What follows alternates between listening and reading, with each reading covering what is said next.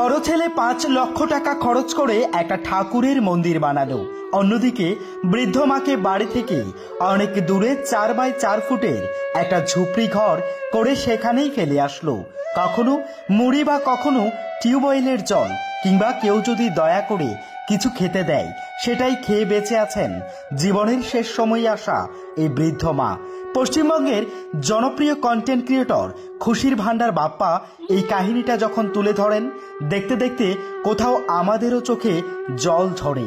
বাঁকুড়ায় নামের ওই মায়ের বয়সটা 80-এর গণ্ডি পেরিয়েছে। হাঁটাচলা তেমন করতেই পারেন না। সকাল হলেই ভাতের থালা নিয়ে বেরিয়ে পড়েন পাড়ায়। কেউ যদি কিছু খেতে দেয় তাই খেয়ে পড়ে বেঁচে থাকেন ওই মহিলা। 2 ছেলে ও 1 মেয়ে বাঁকুড়ায়। মেয়েটা মারা যায় আর ছেলে দুজন মাকে এই জঙ্গলে একা রেখে দুজনেই বাড়িতে প্রতিষ্ঠিত। ঠাকুরের মন্দির গড়েছেন 5 লাখ টাকা খরচ করে। নানা রকম ঠাকুরের পুজো দেন নিয়মিত। আর মায়ের জন্য 5টি টিন খরচ করে বানানো এই ঘরটাতেই বৃষ্টির জল পড়ে ভিজে যায় পুরো শরীর। একজন মানুষের ন্যূনতম লম্বায় 5 ফুট হলেও ঘরটা তৈরি করা হয় 4 ফুটের। বৃদ্ধ মা ওই ঘরেই কোনো ক্রমে মাথা গুজে শুয়ে থাকেন।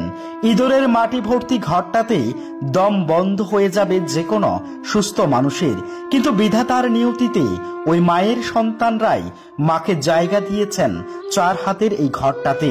খুশির ভান্ডার বাপ্পা যখন বলে আপনার কষ্ট হয় না মা, তখন মায়ের কান্না ভেজা কণ্ঠ জানান দেয় গাছের পাতার মতো আমার কষ্টগুলি। মাটিতে পড়ে গড়াগড়ি খেলেও সবাই মারিয়ে যায়, কেউ ঝরে পড়া পাতাগুলো তুলে দেখে না। 10 বছর ধরে এখানেই পড়ে আছি।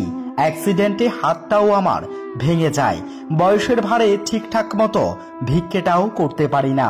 হ্যাঁ, যার দুঃখে যায় জনম তার খোঁজ রাখার মতো পশ্চিমবঙ্গে বাপ্পারা রয়েছেন। তিনি পৌঁছে গিয়েছেন দিনাজপুরের ইটাহার থানার দুর্লভপুর গ্রামে। সেখানেই দেখা মেলে বাঁকুড়ায়ের। সন্তানরা মায়ের শরীরে ঠাকুর ভর করেছে, তাই রাখতে পারবেন না বলে জানান। তারই জন্য নিজেদের বাড়ি থেকে 1 কিলোমিটার দূরে একটা নির্জন স্থানে বাবা রেখে যাওয়া ছোট্ট এই জায়গাটায় শৌচাগারের চেয়ে ছোট পরিসরে বড় সন্তান একটা ছাউনি গড়ে দেয় মাকে। হ্যাঁ, নিজের বাড়িতে মাটির মূর্তির সাথে মায়ের শরীরে ভর করা ঠাকুরের হয়তো মিলবে না বলেই মাকে এখানেই রেখে যায়। তবে বাপ্পারা রয়েছেন এমন ঠাকুরের পুজো করতে রনে বনে জলে ও জঙ্গলে। সত্যি হৃদয় বিদারক এই মায়ের কাহিনী দেখার পর বলতে ইচ্ছে হয় তার সন্তানদের, আপনারা কি জানেন না বাবা মাকে এইভাবে রেখে কখনোই ঈশ্বরের পুজো হয় না। ধিক্কার আপনাদের।